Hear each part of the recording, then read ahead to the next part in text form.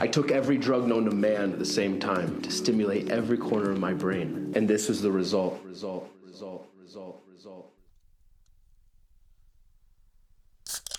What's good, nerds? How's everybody doing? I hope you're all doing well. It is I, your brother Jay, the movie monk, the Bishop of Bull Moose. And I did some bull moosing this month. Welcoming you to the movie Mass. I hope everybody is greeting May, feeling well, feeling good, with shelves just filled to the brim with new physical media. I can't believe it's May already. April went so fast, you know? Feels like just nothing but a string of really long-ass days, and yet I feel like I blinked and it's over. I feel like I was just doing this video for April, for the beginning of April with my March haul just, I don't know, 2 or 3 days ago. But here we are.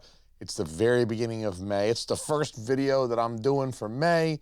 So guess what, motherfuckers? I'm going to tell you all about the things that I got, the movies and the physical media that I got in the month of April. It wasn't a huge month. I don't think I did a terrible job over-consuming. I've had smaller hauls, but I've had a lot bigger hauls and a lot more bigger hauls in the past. I've also got something to show you guys. It's not just a movie. I buy other physical media that's not movies. And so I've got something in the pile that's not just a movie this time, although it is mostly movies. And so I'll just jump into it to try and keep this thing from being 45 minutes. I ordered a film, and you're not going to expect this from me, not in the month of May at least, but this one is, I don't know if it's out of print. I don't think it's in print, so it must be out of print. And you don't see this one all over the place. I managed to find a used copy at a reasonable price. I have seen this go for as high as like 40 and 50 bucks. And so I think I found it for like 16 or 17. And I had to jump on it at that price, despite the fact that this is a Christmas holiday film. It's one that I don't own, and I had been happy to watch it on Netflix until It's Always Sunny in Philadelphia left Netflix, and I don't have Hulu. So I got the It's Always Sunny Christmas special, which is a fun one. This is maybe more of a latter-day classic for me, although I think the first time I watched this with my brothers and my father, who, when Danny DeVito was emerging nude from the leather sofa that he had been sewn into, I think at the time, I thought my father was going to have a heart attack laughing at that.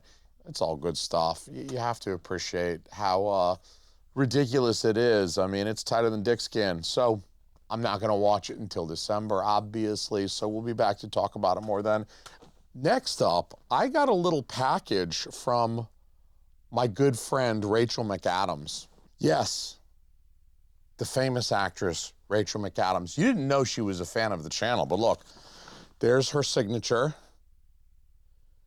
She signed a nice little note for me in the box of movies that she sent me with love, Rachel McAdams. I keep trying to tell her I'm married.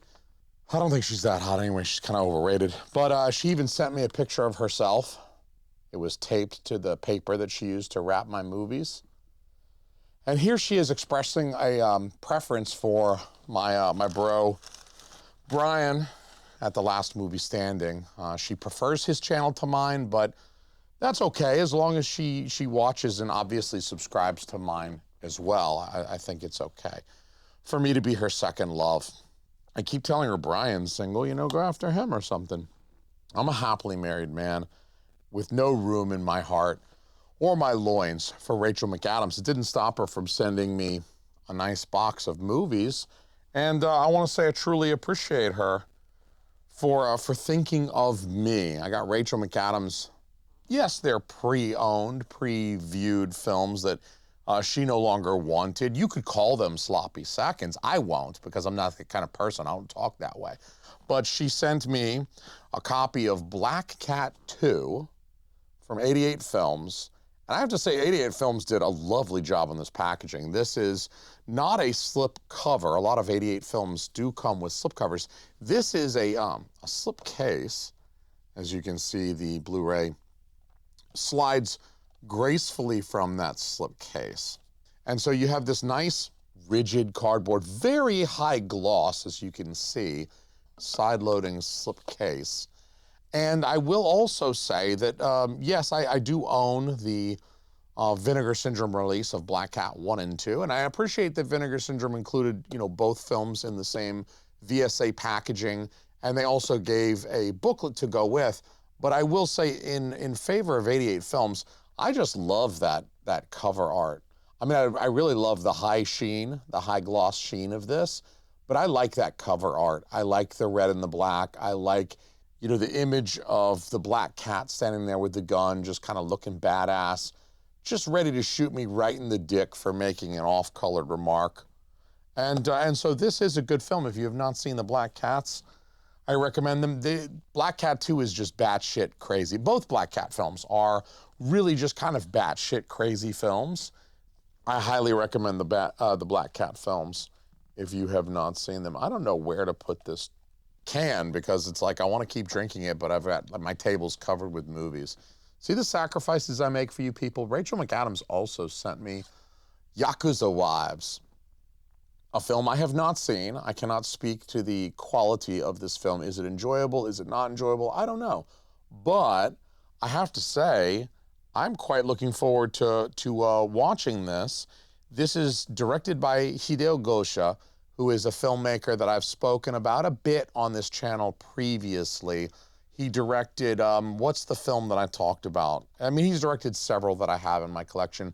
He directed Samurai Wolf 1 and 2, which were put out by Film Movement, or Film Movement Classics, and Vinegar Syndrome did a beautiful slipcover for those. He also did, what's the one? Goyokin. I think Goyokin is the one that I talked about on this channel most recently.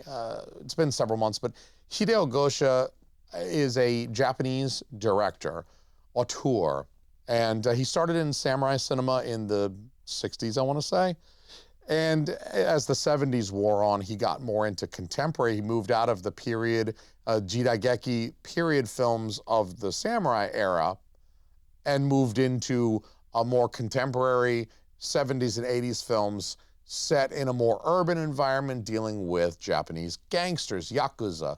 They're kind of stealing, I think 88 Films kind of stole Radiance's homework because they started including these obi, these strips on the limited editions instead of like a slipcover. You know how Radiance does. They give you that little obi on the side, and which itself is a reference to Japanese. Obi is obviously Japanese language.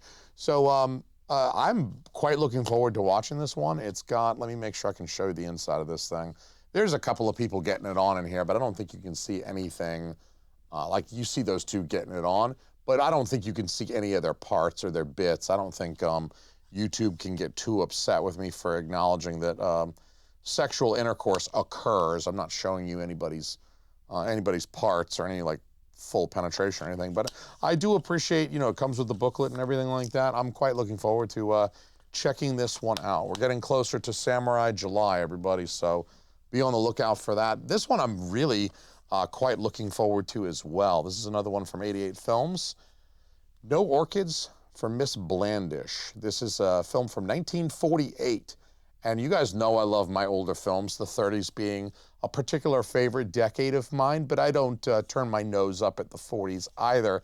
This is kind of a crime noir. Let me show you. I'll remove the slipcover and show you the inside there. It has a little bit more of an old school movie poster of the 40s feel to this artwork. Kind of original poster on the inside and then new artwork for the exterior. This is a black and white film despite what the slip shows you. As you can see, the footage of this film, stills from this film are black and white.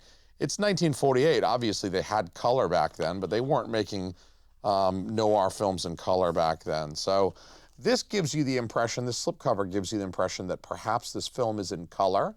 It even almost looks kind of Technicolor there with the saturation of some of this paint and stuff like that. It's still a well-composed piece of cover art, but this is a black and white film. and one that I'm quite looking forward to. I have no idea what this is about. As far as film noir of the 40s go, I mean, we tend to hear a lot about the highlights, the big ones, and I think No Orchids for Miss Blandish might be a little bit of a deeper cut for 40s noir, and I'm here for it, because I've seen all of the really well-known, kind of mandatory viewing 1940s noir, so I'm always pleased to be presented with the opportunity to watch a noir film that I'm not familiar with. Now, I just got 2 left from Miss Rachel McAdams. Want to be my Mistress McAdams. But she brought some heat with these last 2, I gotta tell you. I'm pretty impressed. And the first one is Jackie Chan's film, Dragon Fist. And this is in a nice, beautiful, chunky box set. Look at that thing. That is a very nice, chunky box set. Dragon Fist. We've got a little bit, what looks like a little bit of light spot glossing, and some of that gold is kind of metallic on the cover of this here. And this is an early Jackie Chan film, one that I saw many, many years ago, 1979. So, you know, in addition to having a really handsome, chunky box, it comes with this booklet here. This is a relatively thick booklet. I don't think I've seen Dragon Fist since, I don't know, the 90s, probably. So it's been a long time since I have seen Dragon Fist, and I'm quite looking forward to rewatching that one. And then here's the last one that Rachel sent me. Thank you, Rachel. This one is another Jackie Chan film, Miracles, the Canton Godfather. And I'm not sure I've ever seen this one. I hate to say that as a Jackie Chan fan. I hate to admit that there's a Jackie Chan film out there. Now it's not even out there. Now it's in here with me that I've never seen. And this one, again, comes just like Dragon Fist. 88 Films put this out in just this really nice, very, very handsome, very nice chunky box. Great new artwork. There's a little closer view of what the interior art looks like. And then, as with Dragon Fist, we have this. I mean, Jackie Chan looking dapper. He's not much of a dapper kind of fella. I hate to say it. He's a funny guy, and he kicks a lot of ass. But the idea of, like, fedora tipping Jackie Chan always kind of amused me, I guess, in a way that it didn't feel like his role. I think, to some degree, Jackie Chan has always gravitated towards the period piece. If for no other reason, then a lot of the filmmakers that influenced him were filmmakers of the earlier 20th century.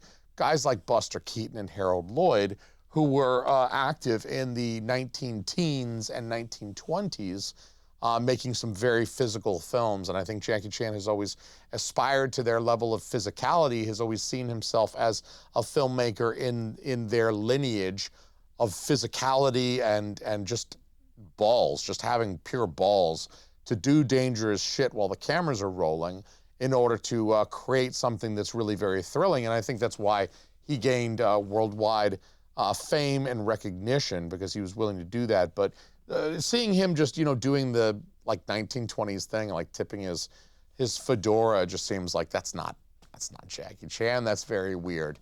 But I do look forward to checking out Miracles. And I know it was released in the United States many, many years ago, probably in the late 90s or maybe very early 2000s, but I didn't ever catch Miracles. That one escaped me. I think it might have gotten released a little bit late in time, and I was maybe a little bit past my, you know, Jackie Chan phase of watching just anything that he was in. So anyway, thank you again, Rachel, for sending me a nice box and eloquently expressing your preference for my man's Brian at the last movie standing.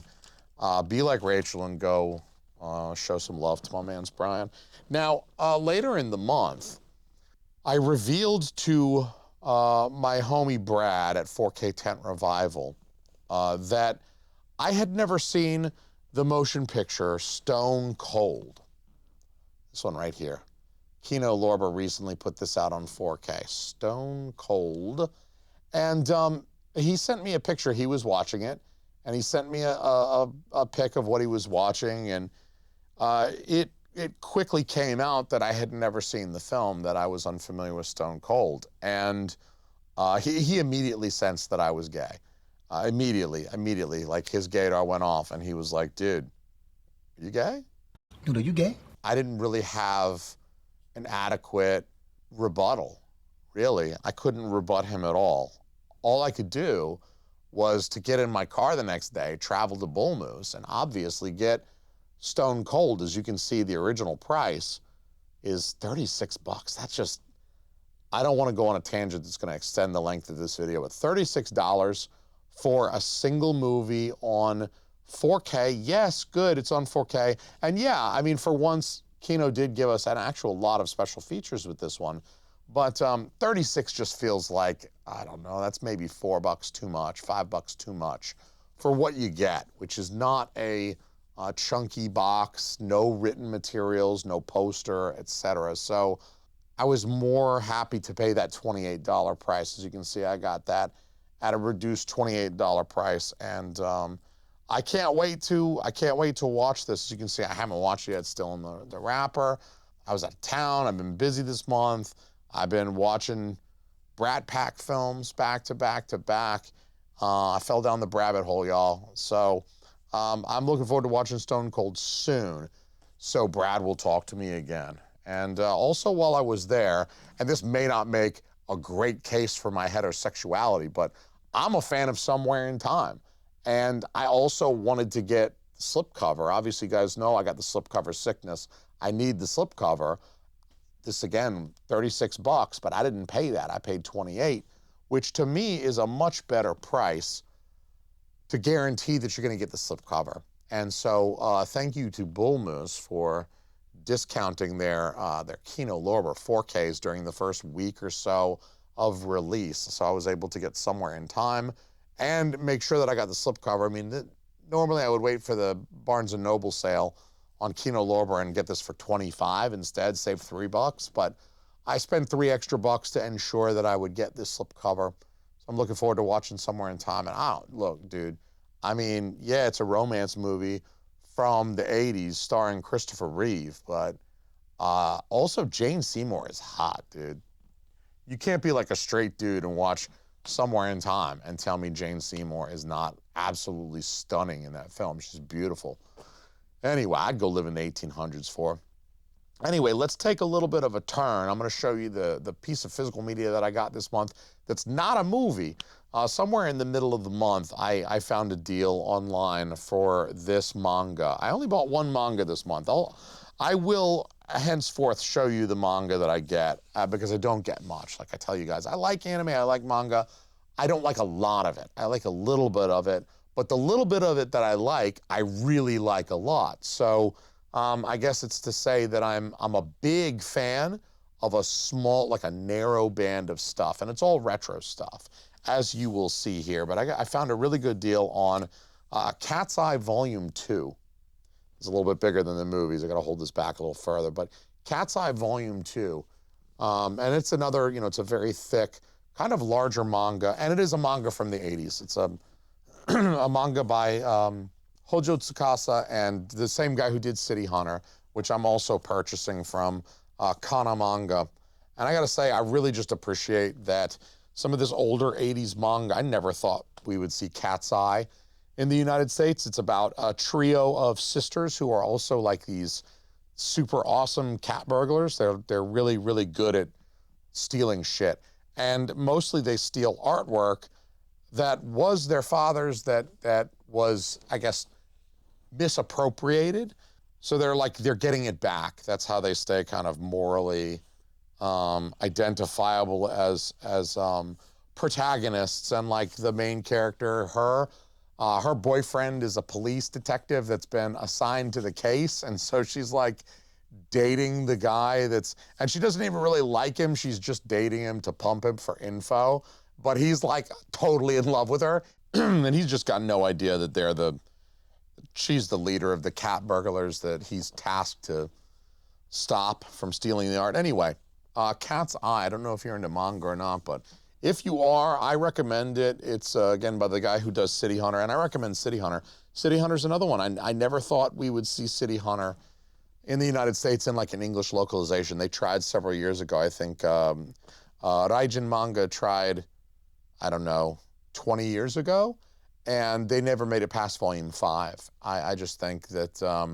or at least I thought previously to Kana Manga putting it out, I figured City Hunter was just too, like, Ryo just puts his hands on people inappropriately, and it's just too non-consensual for like modern audiences that would be put off by his behavior. But hey, here it is, and I'm happy to support. I mean, I think a big part of it is like I want to support Kana for putting out old like 80s manga and doing really good jobs. I mean, this is a dust cover. They have like a dust cover on this, and as you can see, the dust cover even has some spot glossing on it. So a lot of the things that we love about physical media, I mean, Kana is doing right with this like dust jacket. And of course it is like a removable dust jacket. You can see that there's, you know, there's a book underneath here. Viz used to do those way back in the day, like back in the 90s. There's a couple graphic novels that I have from Viz that feature like a dust jacket, which is very common in Japanese publications of manga. They almost always invariably feature a removable dust jacket or dust cover that has like, you know, unique artwork and stuff like that on it. It makes part of the physical presentation good. Viz Manga has, like, they've ditched that, you know, years ago, many years ago, but it's nice to see somebody still doing it. And so from like the physical, like the tactile standpoint, you really can't beat it. And I like the 80s manga, y'all. I like some 80s manga and some 80s anime. I'm about no shame in my game. It's nothing I'm ashamed to admit. I also bought some Steelbooks this month. I bought Jacob's Ladder this month, and as you can see, I did not buy the Lionsgate Limited copy of Jacob's Ladder, because this is the Studio Canal. This is the overseas, the UK release. The overseas UK release of Jacob's Ladder. And there are two reasons why I bought this instead of Lionsgate Limited. First one being the Lionsgate Limited version sold out. I can't believe it sold out. It sold out faster than almost any other Lionsgate Limited release, maybe with the exception of the first print of Dogma. You can't go buy Jacob's Ladder from Lionsgate Limited right now. It sold out faster than Kill Bill, Volume 1 and 2. So it's really remarkable how quick. It must have been a lower print run that Lionsgate Limited did. But the other reason that I bought this version and not the Lionsgate Limited version is frankly, I think this artwork is far superior. I think this artwork on the Steelbook is way better. It's far more interesting and artistic to look at. It's a more interesting composition, the use of color. It's really evocative of the type of hellish experience that Jacob goes through in this film. And it's to me, it's just more unique. I really like that artwork much better than what Lionsgate Limited gave us. And I will record a video about the artwork, comparing and contrasting them at greater length. I will say that my wife and I just watched Jacob's Ladder last night. She had never seen it, and so I hadn't seen it in a very long time. So we sat down, we checked it out, we watched it together, and she very much liked it. She really did enjoy. She likes a good like thriller. Helps if there's like some psychological. The fact that he's like hallucinating the whole movie, I think, did help enhance her experience. So Jacob's Ladder. I hate to be the bearer of bad news. You might not even know. The Lionsgate Limited version sold the F out. I think you might still be able to get a copy of this one on the internet, Orbit DVD, maybe Diabolic. You could probably still get a copy of this, the Studio Canal Steelbook from overseas, but you better get on it, because I don't think that one's going to be around much longer, if it is still anyway. I also picked up another one that I finally felt compelled to get it because I was worried it was not going to be in print any longer. That's One Flew Over the Cuckoo's Nest in a 4K Steelbook. You guys all know about One Flew Over the Cuckoo's Nest. Jack Nicholson, winner of 5 Academy Awards, including Best Picture. And I think One Flew Over the Cuckoo's Nest is a cornerstone of that period in his career, really kind of setting him up to be like the legendary actor that he is known as today. I'm looking forward to showing this to my wife. I'm not sure if she's seen this one or not. I got it for, you can see I got it at Bull Moose, and I got it for half off. I had it like a half off coupon, I guess. So I didn't pay $35, I paid $17.50, which for a brand new 4K Steelbook really wasn't too shabby in my opinion. I actually think $17.50 for this, not bad at all. That's why I said I did some hardcore bull moosing this month, which is not actually a truck stop sexual maneuver in Maine. It's like going to a bull moose and buying movies, which I did. I also picked up the Deer Hunter on Steelbook. This is the last Steelbook that I bought this month, was the Deer Hunter, but I stumbled upon this one in a Walmart. And what do you do when you stumble upon a 4K Steelbook in Walmart? You put it in your cart, all right? You don't ask any questions, you put it in your cart. For 32 bucks, not bad at all. This is another one that I probably haven't seen in at least 10 years. I think the last time I saw this, it was probably on a streaming service, maybe Netflix, maybe Hulu back when I had access to Hulu.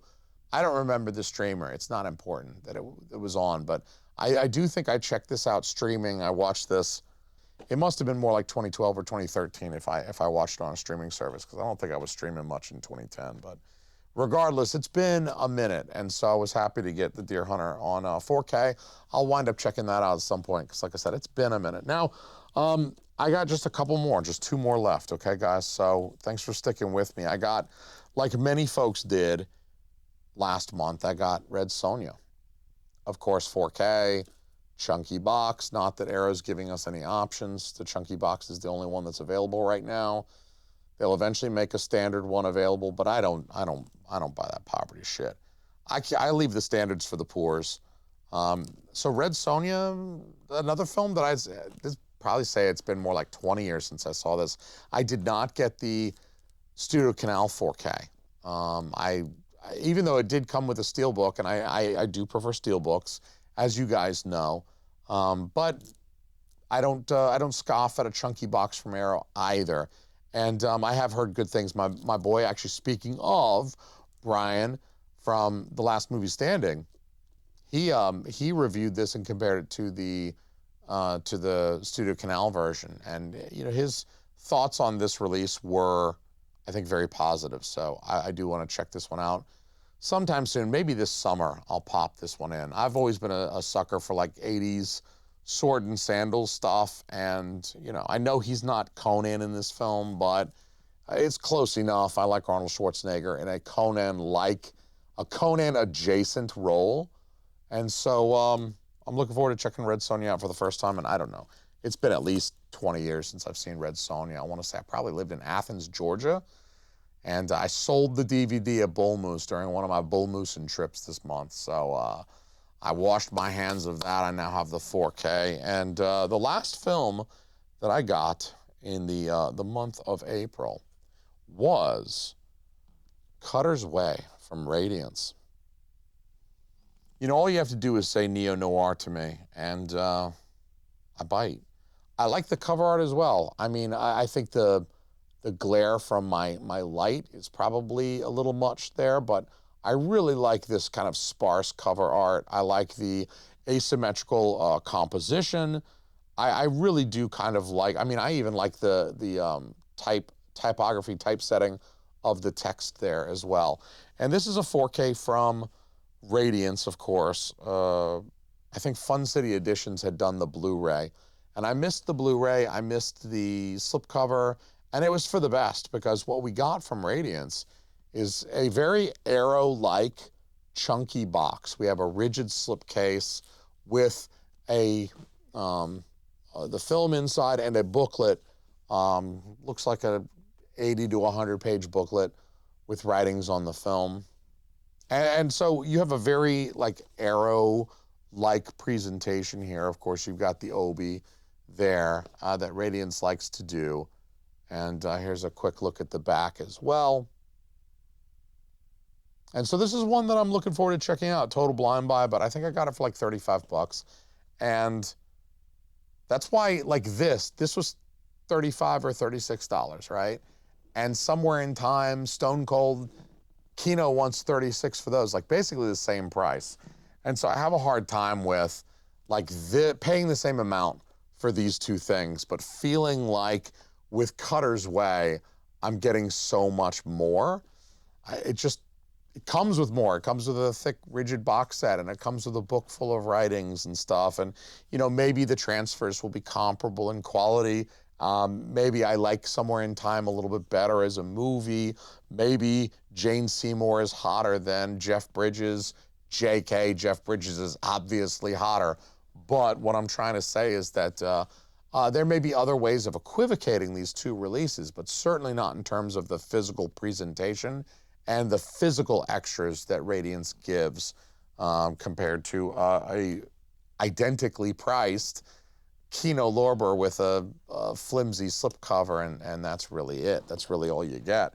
No booklet, no posters, no nothing. Now, in the case of Somewhere in Time, I mean, it does have a good bit of features. 3 audio commentaries, a documentary. I don't know, I mean, some of these, what Kino does oftentimes is they license the legacy special features. So, you know, even when they have special features, sometimes they're the old ones and they're not newly produced by Kino. And so that's obviously kind of a complaint to pay $36 and you get the movie in 4K, sure, but 50, 60, 70, 80% sometimes of the special features are legacy. They're not even new, like Billy Madison and Happy Gilmore. Look at those releases.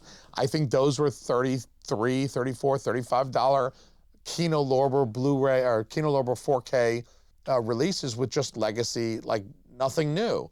And it was a shame. But yeah, so Cutter's Way is the last thing that I purchased in the month of April. And I can't believe April's over. May is a new month. We've got some new Vinegar Syndrome releases today, none of which that I bought, but hey, it is what it is. Anyway, thank you guys for hanging out, for watching this video.